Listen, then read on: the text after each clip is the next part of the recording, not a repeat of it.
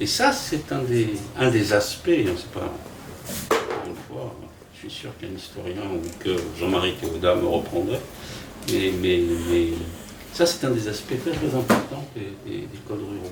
Le fait que les paysans sont attachés à la terre. Okay, ce qui fait que quand on connaît un peu les campagnes haïtiennes, il y a des choses, il y a des discours convenus sur le paysan haïtien qui aime sa terre, Jacques Beaumain, Gaudin de la Rosée, etc.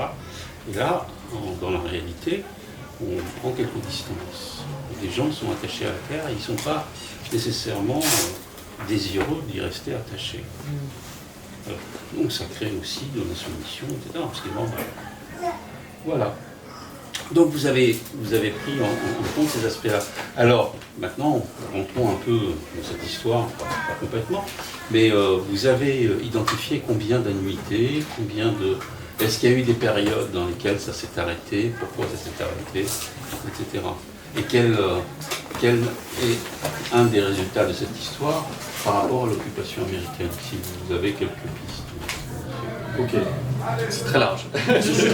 Je vais essayer de ne pas trop rentrer dans des détails techniques parce que ça peut être très barbant. Donc, à la louche. Donc en gros, l'indemnité, elle démarre en 1825. Et une des questions qu'on avait, nous, c'était de savoir lorsque, justement, cette indemnité, elle est enfin payée. Ce n'est pas très clair dans les différents livres et articles qu'on peut lire sur la date finale. Elle se termine, en fait, en 1878, le paiement de cette indemnité de 90 millions de francs. Mais, comme vous l'aviez dit en introduction, évidemment, Haïti n'a pas les moyens dès le départ pour payer une indemnité qui représente à peu près 3 fois son PIB. Donc ils empruntent immédiatement auprès d'un consortium de banques françaises dont fait partie par exemple Rothschild. Et ça crée en fait ce qu'on appelle une double dette, c'est-à-dire la première indemnité qu'on va payer, qui n'est pas vraiment une dette par ailleurs, puisqu'en fait ils ne reçoivent rien en échange, et le paiement cette fois-ci de l'emprunt qu'ils ont fait pour payer une première annuité de l'indemnité.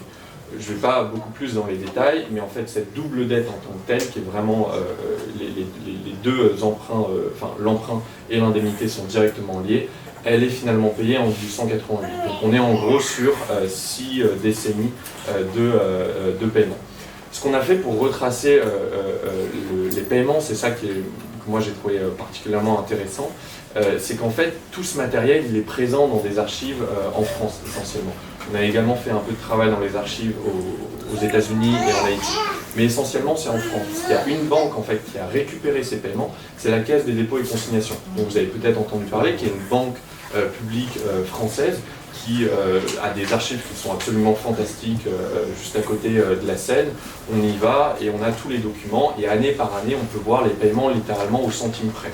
Il y a également des travaux d'anciens ministres des Finances haïtiens qui nous ont aidés pour, je dirais, croiser les sources, être sûr qu'on ne se trompe pas. Mais tout ça nous a permis, en fait, tout simplement de faire un travail très économique qui est, on crée un Excel et on remplit les cases et en bout de 6 mois à peu près, on avait quelque chose qui était assez solide, je dirais. Donc on est sur, en gros, ces 6 décennies, 1825-1888. On a trouvé en fait qu'au final, sur cette double dette, Haïti en fait a payé 112 millions de francs or. Pourquoi 112 ? Parce que, pour revenir encore au début, on était sur 150 réduit à 90 millions lors d'une renégociation en gros en 1838. Mais là-dessus, il y a eu des intérêts forcément puisqu'ils ont emprunté ce fameux emprunt de 1825, puis des intérêts de retard. Tout ça nous mène en fait à 112 millions de francs. Et notre travail en fait à partir de ce moment-là, c'était de se dire comment est-ce que ça a impacté en fait le développement économique du pays, puisque 112 millions de francs aujourd'hui, si je ne me trompe pas, c'est quelque chose comme quelques millions d'euros. Vous voyez pardon, non, c'est 500 millions de dollars actuels. Bon, 500 millions de dollars actuels, c'est pas énorme même par rapport au PIB d'Haïti aujourd'hui, qui est pourtant un des PIB les plus faibles au monde. C'est pas incroyable.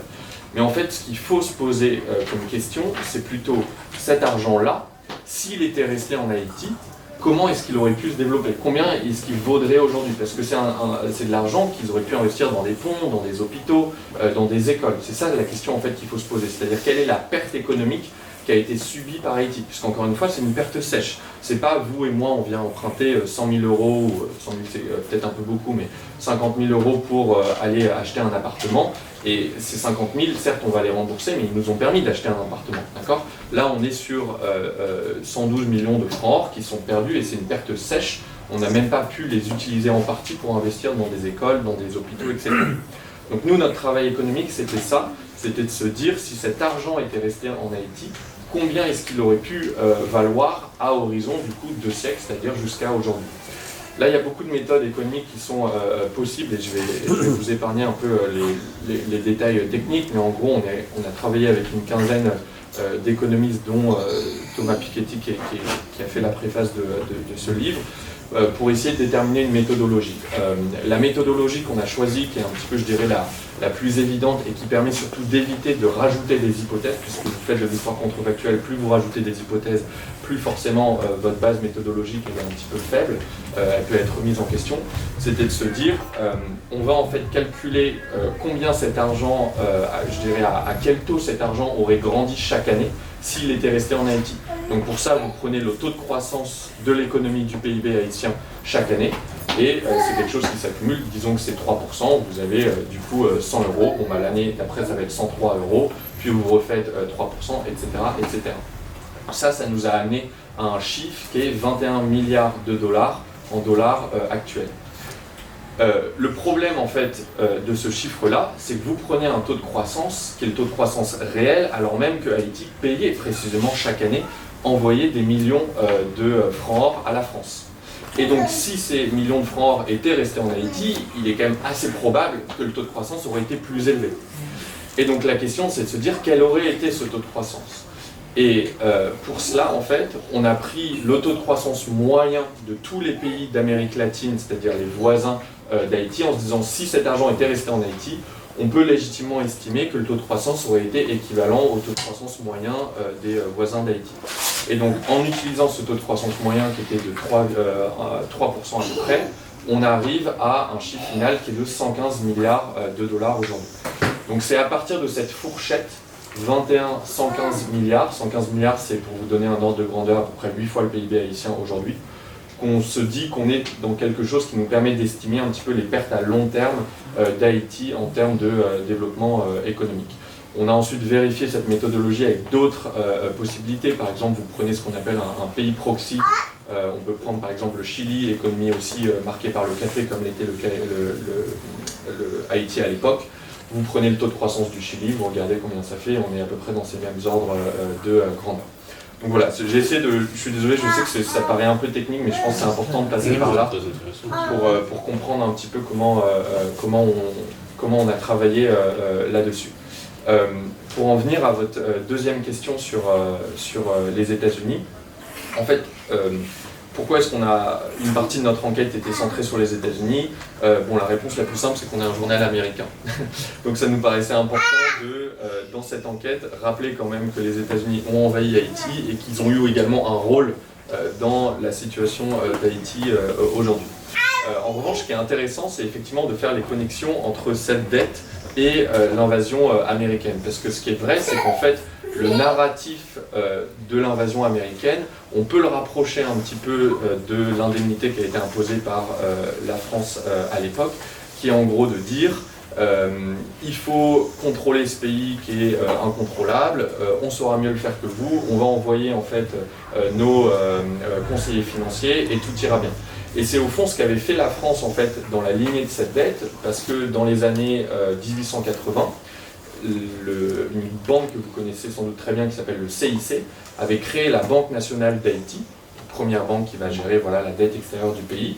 Et en vérité, cette banque qui était censée investir dans les économies, qui était censée, c'est très intéressant d'aller voir les archives de l'époque où l'ouverture, l'inauguration de la banque est vraiment célébrée comme un nouveau départ économique pour Haïti. En fait, cette banque, elle va surtout gérer une chose qui est s'assurer que la dette extérieure d'Haïti est payée. Donc, cette fameuse double dette qu'on vient d'évoquer.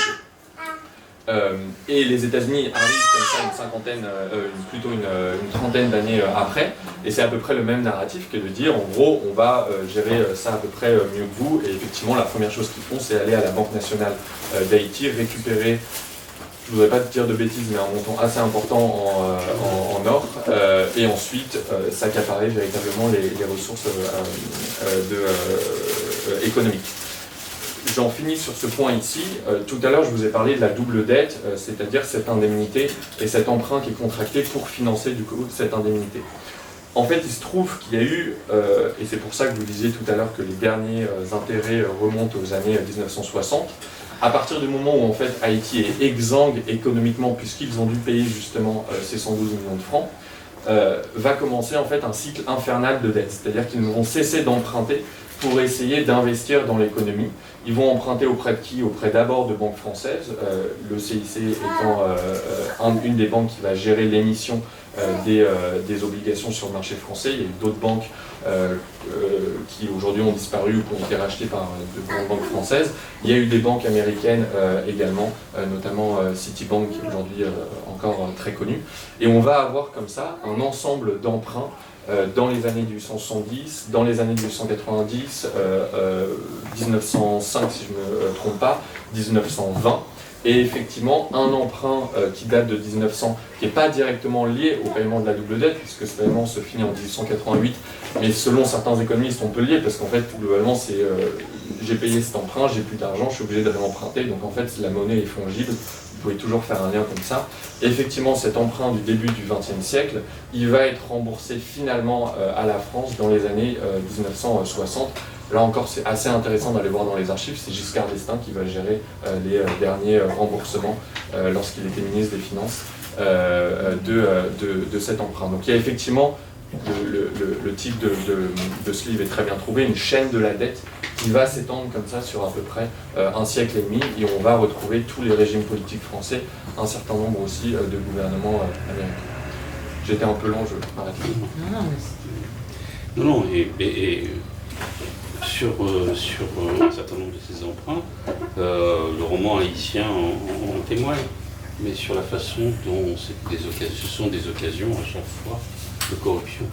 Oui, tout à fait. Cet aspect-là est très très important, où je crois que c'est chez Jacques-Stéphane Alexis qui montre les députés qui en viennent aux mains pour s'arracher les titres.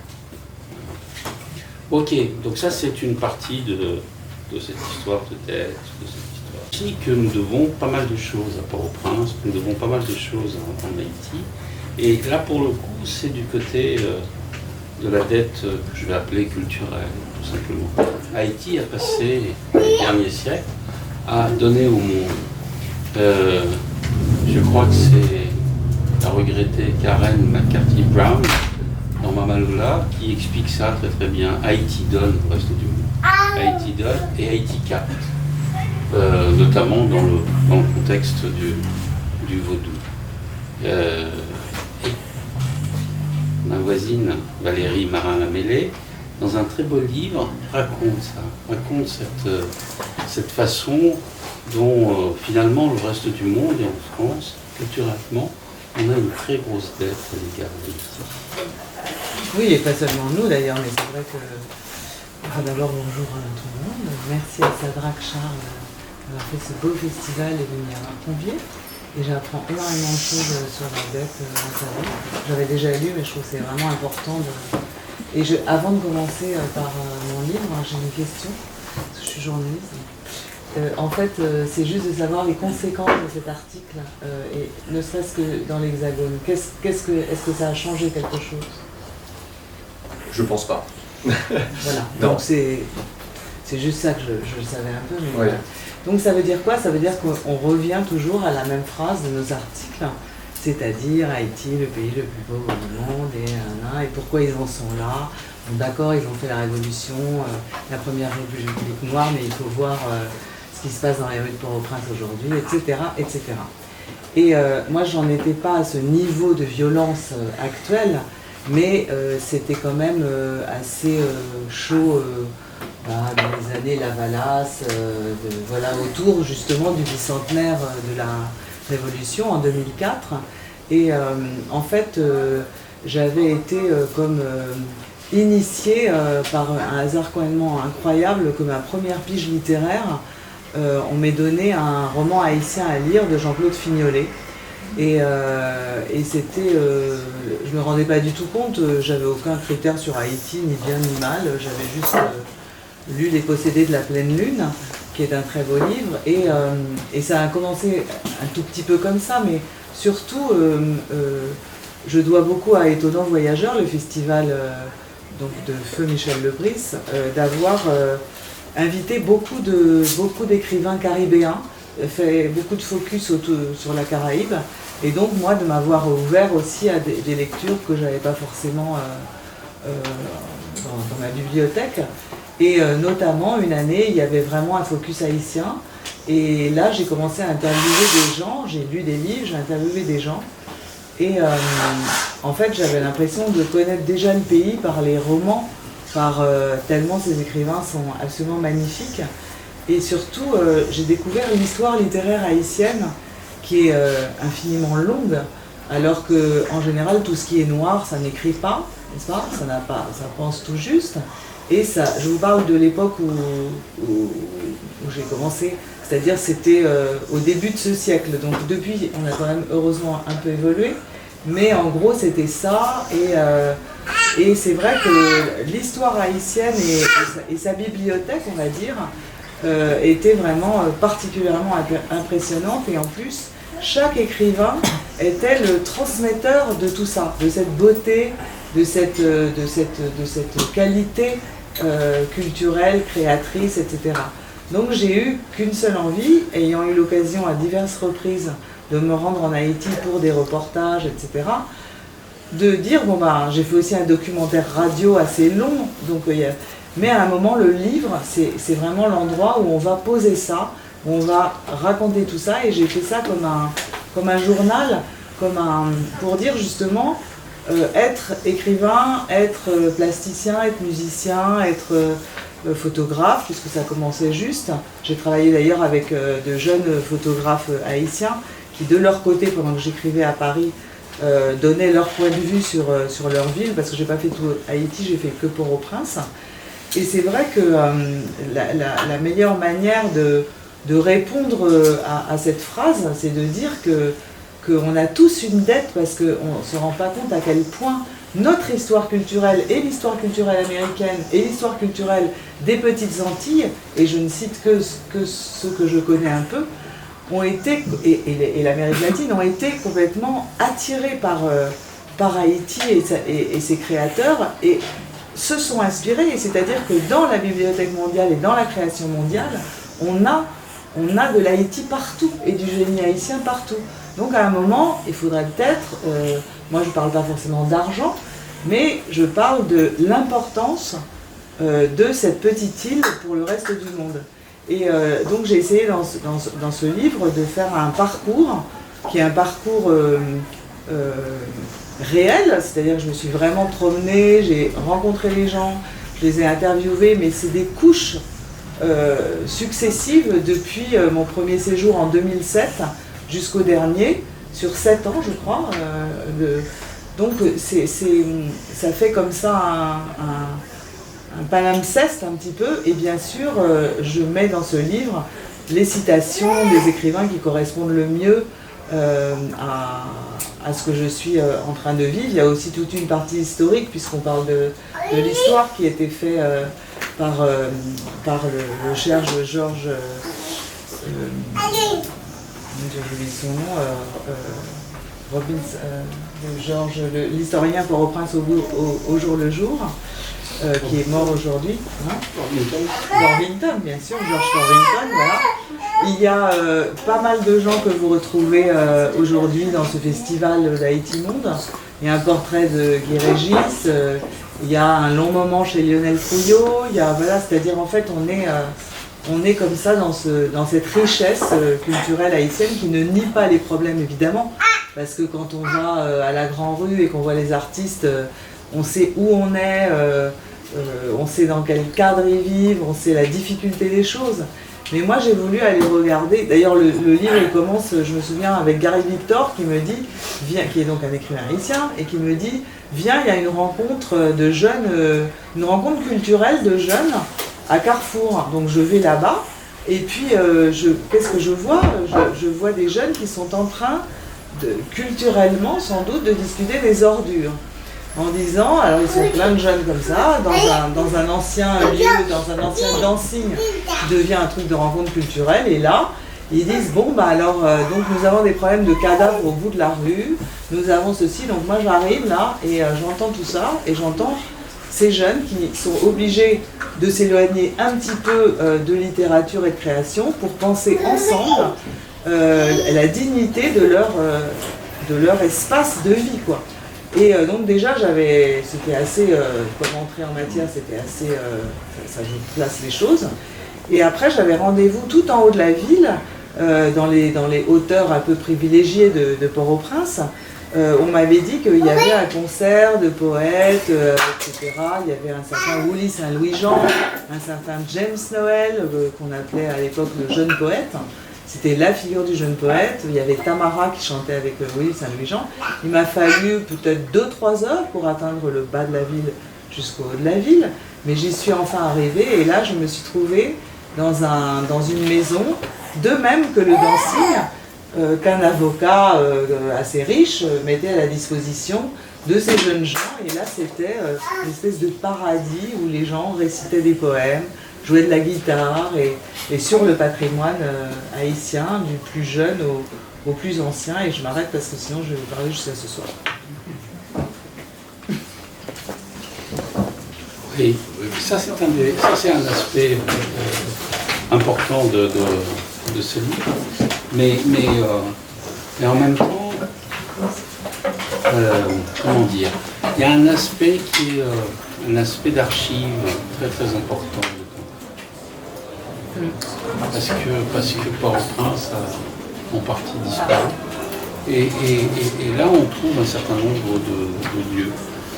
On trouve un certain nombre de lieux et un certain nombre de personnes qui nous ont quittés malheureusement. Oui, comme le poète Castra. Comme Castra. Voilà, comme un poète qui est très peu connu en France, malgré le fait que Lionel Trouillot ait réussi à le faire publier chez Actes Sud, et que Mémoire d'Encrier continue son travail. Je voudrais d'ailleurs dire que ce livre, il a une vie haïtienne grâce à son éditeur premier, qui est Rodney Saint-Éloi, les éditions Mémoire d'Encrier fêtant leurs 20 ans, et que la coédition a été faite avec Philippe Ray pour la distribution et la diffusion en Europe. Et donc, c'est vrai qu'il y a des récits qui sont donnés par des acteurs de la vie culturelle haïtienne, et il y a aussi la présence par exemple Jean-Claude Fignolet, il n'est plus avec nous, Georges Castra, il n'est plus avec nous, et ce sont des gens dont l'œuvre, il faut... C'est vrai qu'on n'a plus tellement de raisons d'en parler, alors que si on va dans le livre, on se dit, je comprends ce que tu veux dire sur la dimension d'archives. Mais je voulais dire par rapport à la dette qui n'a fait aucun effet, cette enquête qui n'a fait aucun effet, il y a eu, je ne sais pas si vous vous souvenez, mais à un moment, il y a eu quand même un petit effet. Et moi, je me trouvais, comme c'était l'inauguration du Memorial Act en Guadeloupe par François Hollande, il y a eu un moment, j'étais devant ma télévision, comme peut-être certains d'entre vous, ou l'ordinateur, et tout d'un coup, François Hollande déclare qu'il va en Haïti s'acquitter de la dette. Je ne sais pas si vous vous souvenez de cette phrase. Oui. Je pense que, je ne suis pas haïtienne, mais j'ai quelque chose en moi qui a été... je voulais casser ma télévision, aller casser la gueule à François Hollande. Et finalement, après, il s'est récupéré comme il a pu, etc. Et puis Michel Martinet lui disait « Mais non, je vous en prie, ce n'est rien, mon cher ». On était dans un truc, une fois en Haïti. Mais ça a quand même marqué quelques esprits et ça a permis à l'époque de faire des comptes. Et déjà, je me souviens qu'on avait dit que c'était 17 millions d'euros, l'équivalent. Milliards d'euros. L'équivalent de la dette. Mais je me souviens quand même, à un moment, il y avait eu un léger sursaut qui de même n'a pas servi à grand chose, puisque par exemple, même si le journal où je travaille, après avoir fait plusieurs choses pour le magazine littéraire sur Haïti, il y a énormément de choses qui se sont faites avec le journal Le Point où je travaille, aussi curieux que ça paraisse, il y a une ouverture qu'on ne soupçonne pas et qui m'a permis notamment de publier avec Lionel Trouillot un livre qui s'appelle Haïti parmi les vivants et qui a été fait en coédition avec Actes Sud et Le Point sur les premiers récits d'après le séisme. Et pendant ce temps-là, Lionel Trouillot était dans son atelier du jeudi soir à recueillir les récits des membres de l'atelier pour dire quelque chose de l'événement. Et je dis ça parce que ça a permis de faire une couverture un petit peu haïtienne assez régulière de l'actualité, des romanciers, de pas mal de choses. Mais il y a toujours un moment où on vous balance le truc de ah oui, bien sûr, c'est la faute, c'est notre faute. Vous voyez dans les commentaires des gens sur les articles sur Haïti où on parle un peu de ça ou quoi, c'est toujours, vous me direz les commentaires, c'est toujours les plus haineux et les plus rageurs qui se défoulent. Enfin, c'est quand même assez incroyable que toujours ce soit finalement encore sa faute, quoi. C'est encore la faute d'Haïti. C'est encore voilà. Et ça, je sais pas, dans ce cycle-là et dans cette chaîne, qu'est-ce qui peut faire qu'on sorte et qu'on change les regards et que voilà, moi, c'est un peu ma question. Pour rebondir un petit peu là-dessus,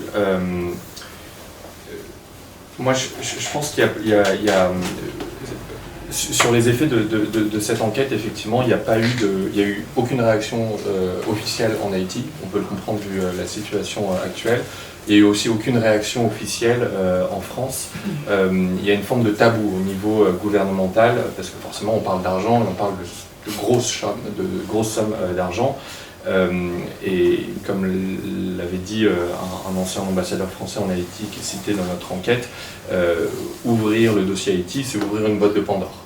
Vous considérez les réparations financières en Haïti, forcément derrière vous allez vous demander, bon bah, on a aussi beaucoup d'autres colonies qui seraient peut-être tout aussi légitimes à demander des réparations. Donc je pense que là-dessus il y a effectivement un tabou qui est très important. Mais j'ai l'impression que la première étape pour, je dirais, briser ce tabou, sans d'ailleurs être l'avocat de réparation financière, mais ne serait-ce que de débattre de cette question de la dette, c'est au moins de la connaître en fait. Et j'ai été très frappé moi-même quand on m'a demandé d'écrire sur cette histoire. Pour être très honnête, je ne connaissais pas cette histoire.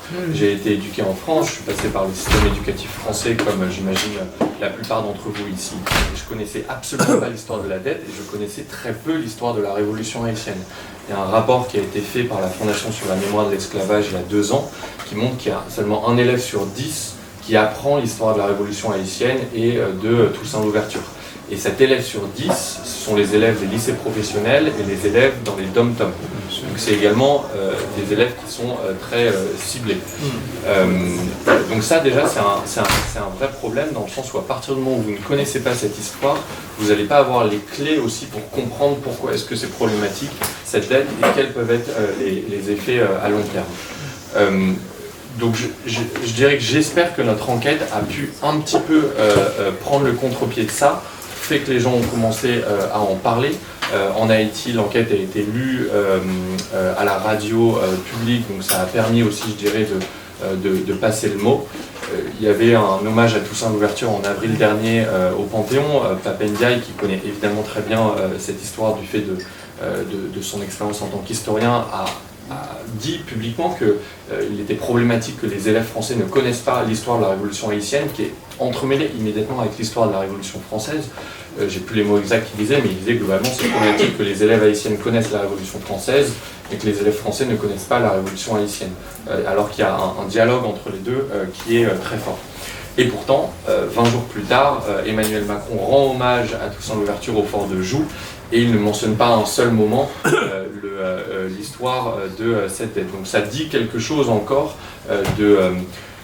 je ne sais pas si c'est un tabou, je pense que c'est même carrément une non-connaissance, une forme d'oubli qui fait qu'on est incapable peut-être de le penser. Donc je pense que la première étape, elle est vraiment d'essayer de diffuser cette histoire autant que possible. Ce livre y arrive très bien, j'espère que notre enquête peut aider à ça. Et une fois que l'histoire est connue, je pense qu'on pourra avoir à ce moment-là un débat aussi sur cette dette et sur d'éventuelles réparations.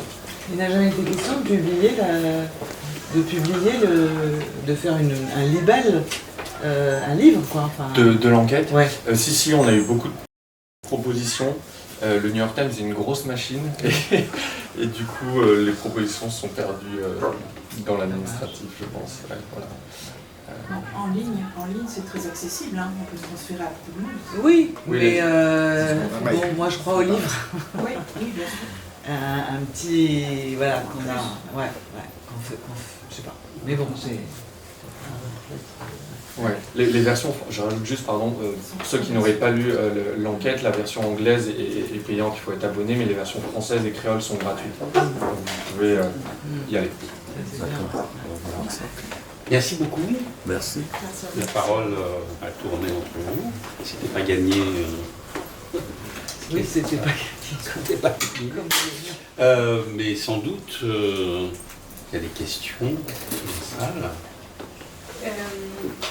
En vous écoutant retracer la chronologie des événements, je me demandais, et désolée pour l'ignorance historique, mais qu'est-ce qu'il en a été entre le moment de l'indépendance de facto et le moment où il a été décidé de sa dette?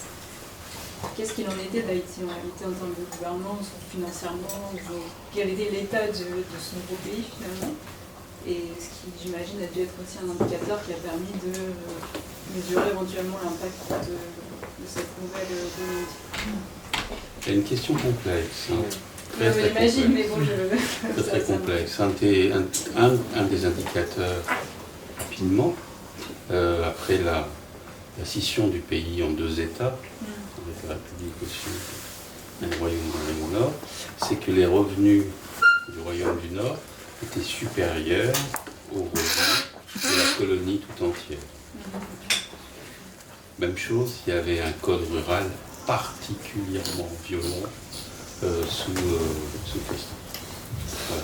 Mais donc il y a eu un pays, il y a eu des assassinats, il y a eu l'assassinat de Dessalines, du père fondateur, sur lesquels on revient toujours. Et Boyer, élu, je ne sais plus en quelle année.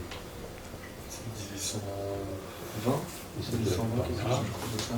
Quand il succède à Pétion, il se pose comme celui qui va faire en sorte que l'indépendance d'Haïti soit complète et achevée. Il se donne comme un successeur de Toussaint et de Dessalines.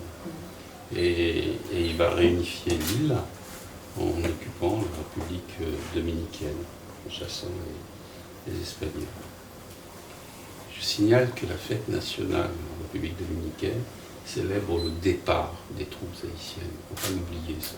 Dans les contentieux entre les deux côtés de la frontière. Voilà, ça ne s'est pas très bien passé.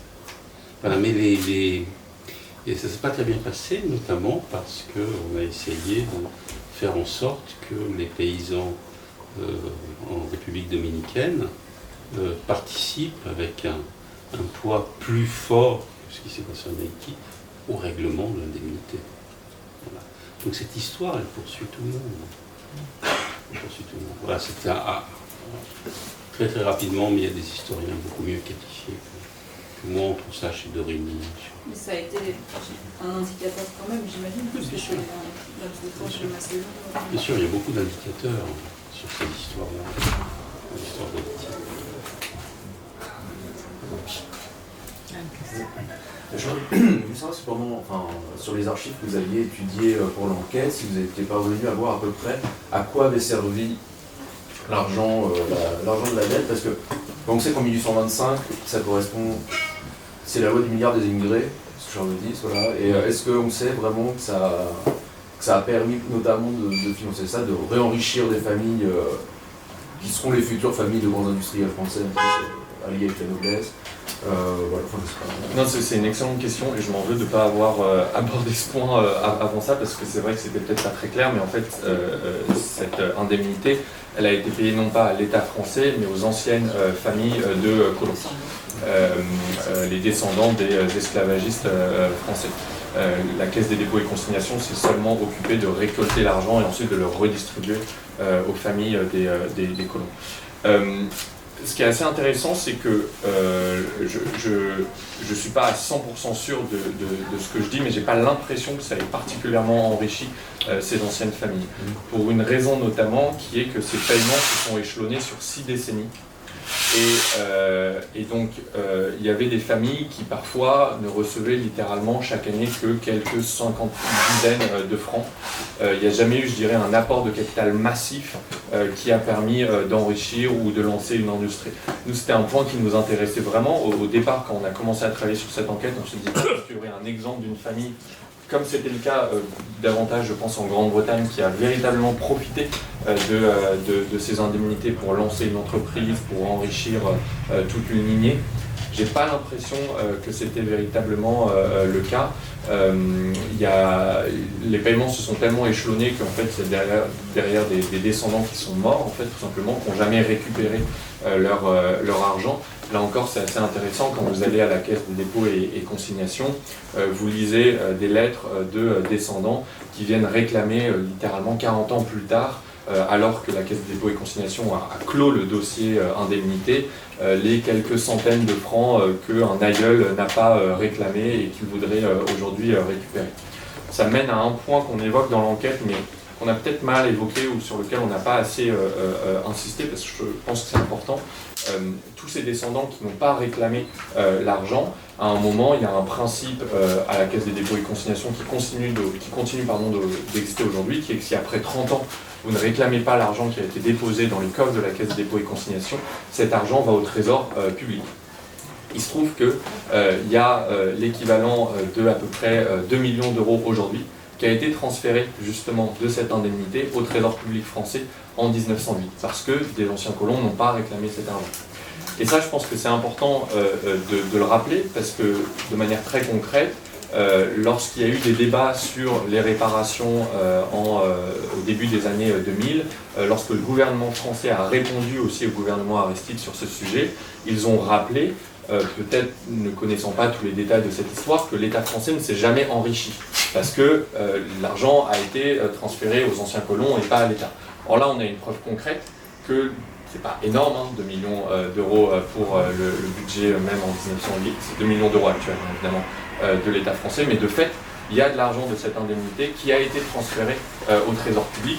Et là encore, c'est assez intéressant de voir les échanges de lettres en 1908, où vous avez le ministre des Finances qui écrit à la Caisse des dépôts et consignations et qui dit « je ne comprends pas très bien d'où nous viennent là ces centaines de milliers de francs, il va falloir que j'explique ça devant le Parlement ».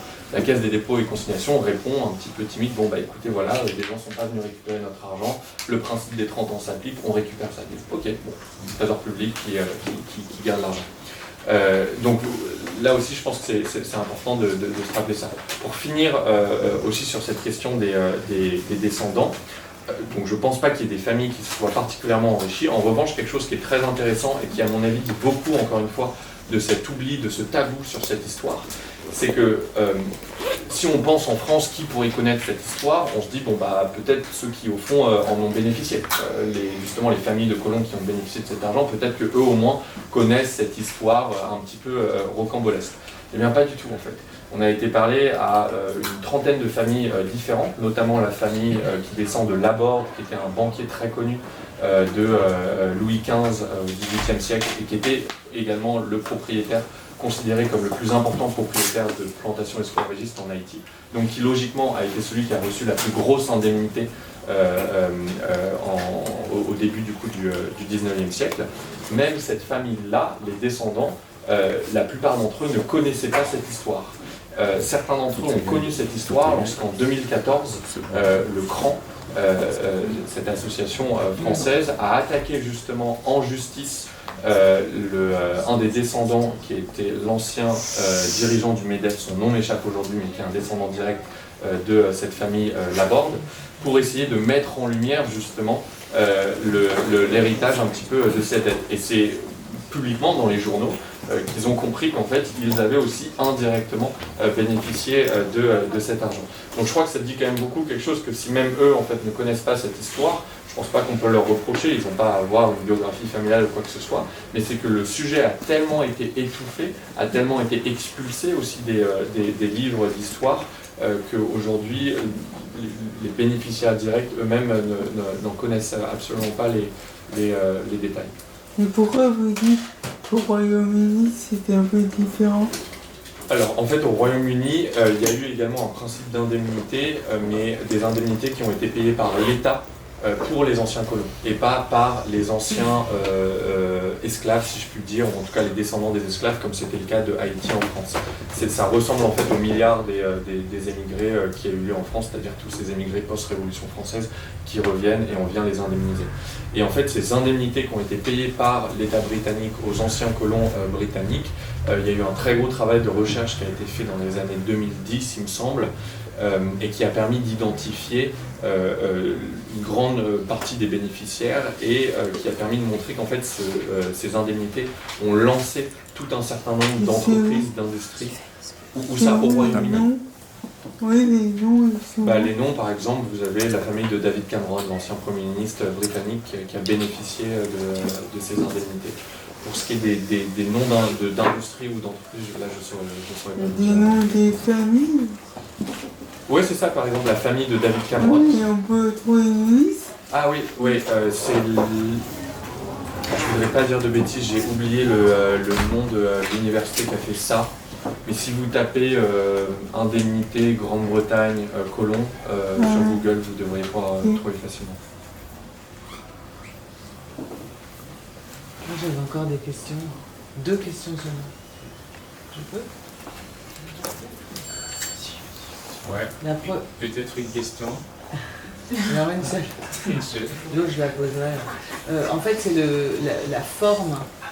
Est-ce que si réparation il y a, d'une manière ou d'une autre, est-ce qu'il y a une forme qui a été scénarisée par quelqu'un dans un camp ou l'autre, ou hors camp? Vous voulez dire quoi par scénariser?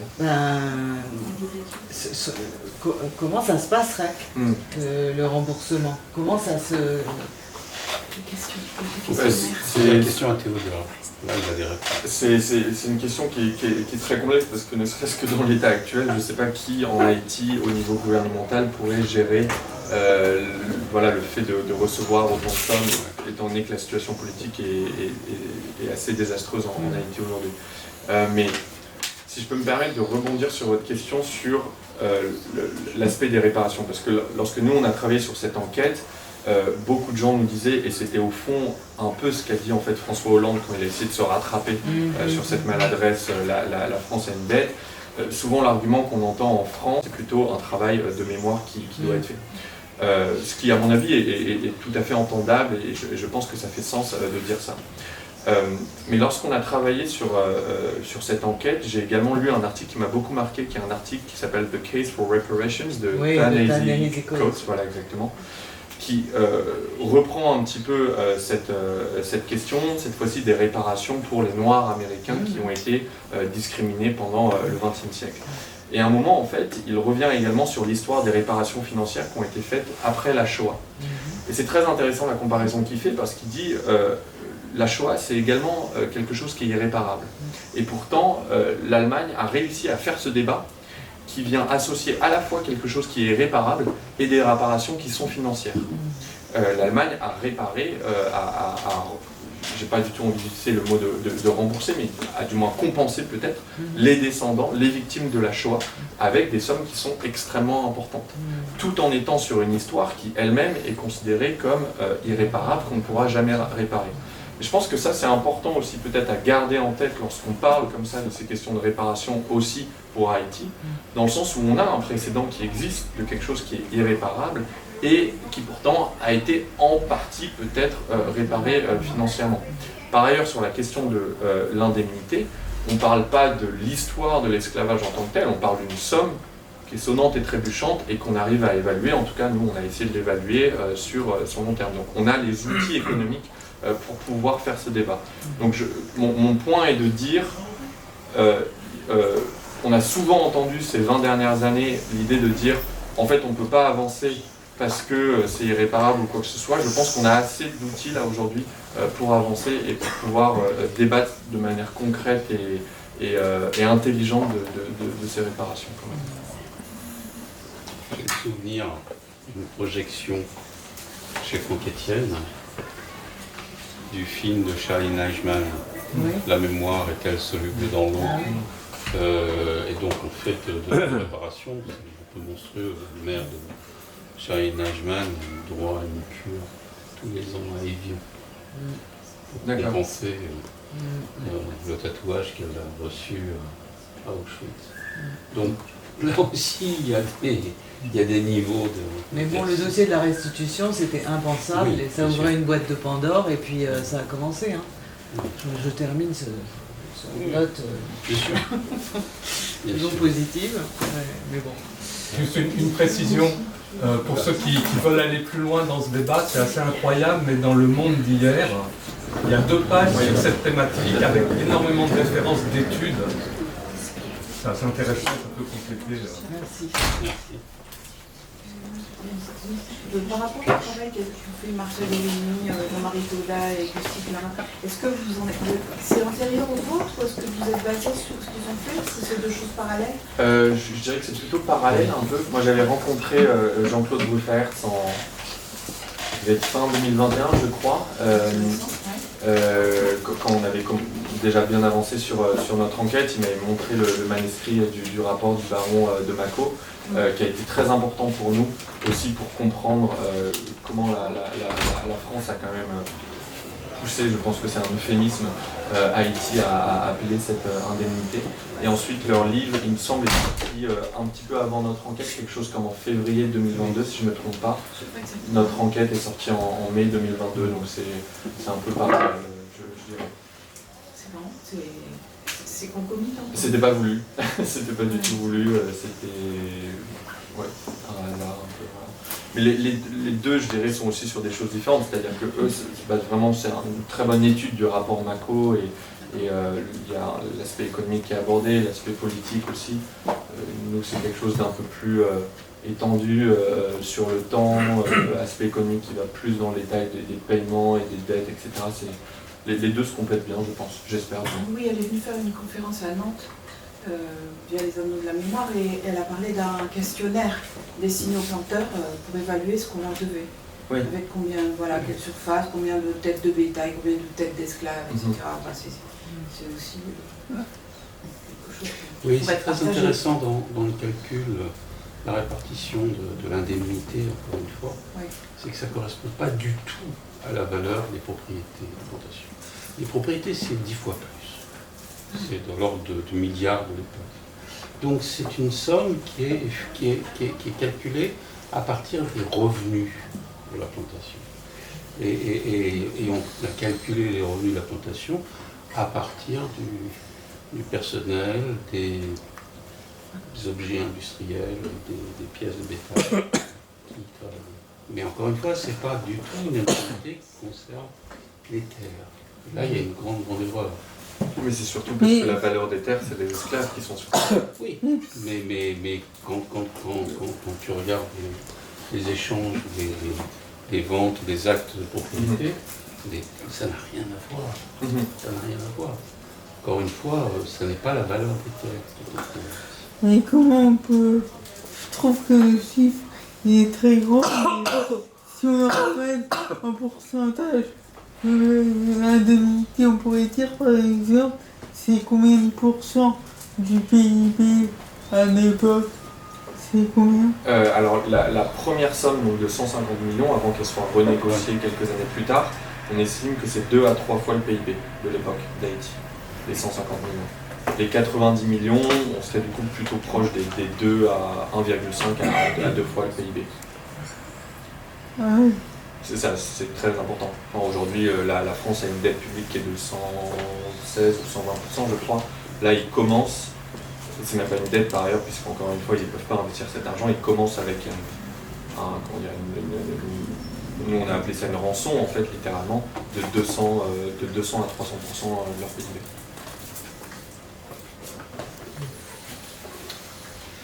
Merci beaucoup. Merci. Merci à Merci. l'équipe d'avoir Bravo. accueilli. Merci à la Fondation